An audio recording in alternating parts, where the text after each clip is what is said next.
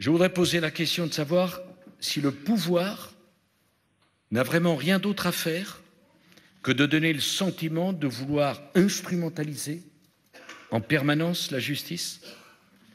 2 notes du ministère des Finances existent depuis plus d'1 an.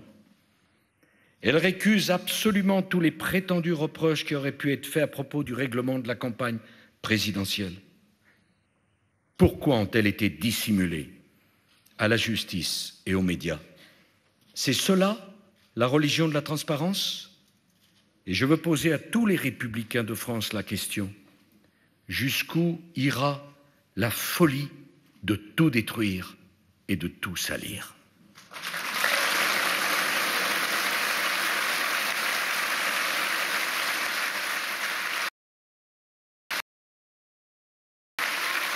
Je veux vous dire une chose avec gravité.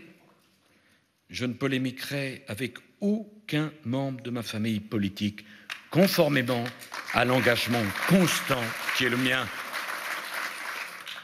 Personne ne vous fera revivre l'épisode de la dernière élection, où la réserve et la dignité ont été si absentes, parce que la dignité et la réserve sont des valeurs utiles à l'idéal républicain qui est le nôtre.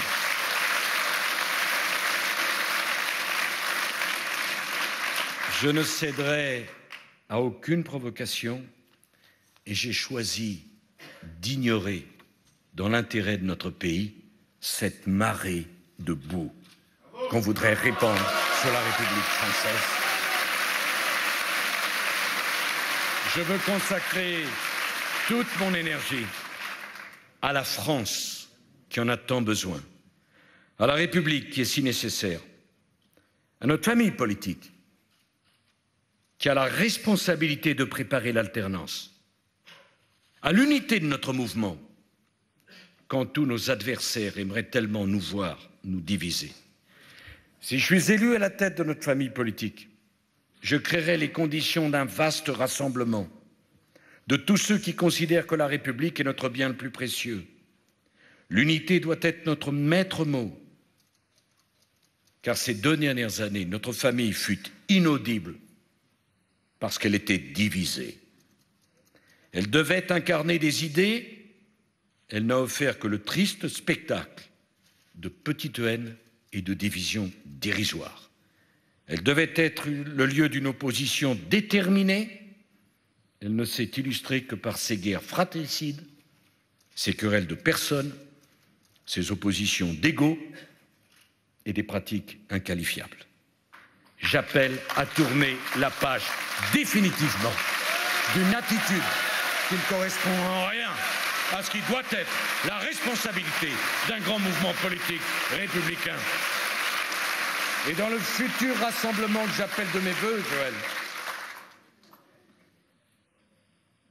je veux une équipe.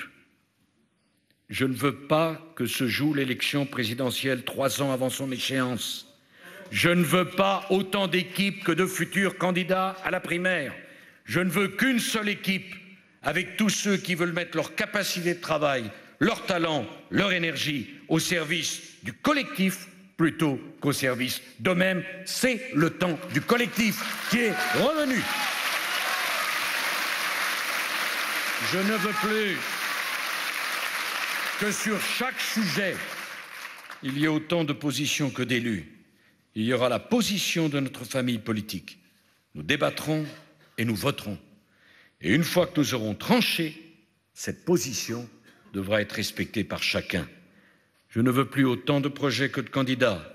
Je veux un projet, celui de notre famille politique, conforme à nos valeurs, à notre ambition et à l'impérieuse nécessité de redonner un espoir à notre pays. Je ne veux pas de demi-solution, je ne veux pas d'échappatoire, je ne veux pas de faux semblants, je veux des réponses fortes et claires. Nous en débattrons et nous les voterons. Je voudrais tellement que notre famille politique incarne à nouveau l'espérance. Notre unité n'est pas suffisante, mais sans unité, il ne peut pas y avoir d'espérance. Le choix du rassemblement est le seul possible. L'élection à la tête de notre famille politique est la première étape. Mes chers amis, votre responsabilité est immense.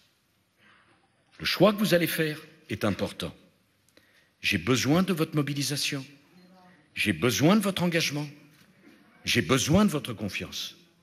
Plus le mandat que vous me confierez sera large, plus nous pourrons sortir rapidement de cette ambiance délétère pour la République, plus l'unité de notre mouvement sera garantie. Ne laissez personne parler à votre place. Ne vous laissez pas voler votre élection. Donnez votre force, donnez votre poids au futur président de notre famille politique.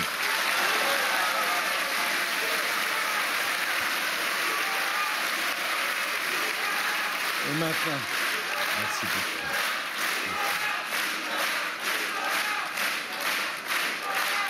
Et maintenant, comme je me suis engagé... Voilà, donc Henri Guénaud, vous écoutiez avec moi Nicolas Sarkozy qui évoquait évidemment l'actualité, qui dénonçait le mensonge comme pratique à l'Élysée, la pratique de ce pouvoir. Pour vous, Jean-Pierre Jouyet devrait démissionner, c'est l'esprit de cette déclaration ? Je ne sais pas si c'est l'état d'esprit de Nicolas Sarkozy, mais c'est le mien en tout cas. J'y reviens. Quittons le terrain de la politique politicienne en essayant de savoir ce qui s'est dit ou pas dit pendant ce déjeuner. Ce qui est essentiel, c'est que nous ne pouvons pas continuer à vivre de cette manière. C'est-à-dire que c'est vraiment un problème de principe absolument essentiel. On ne peut pas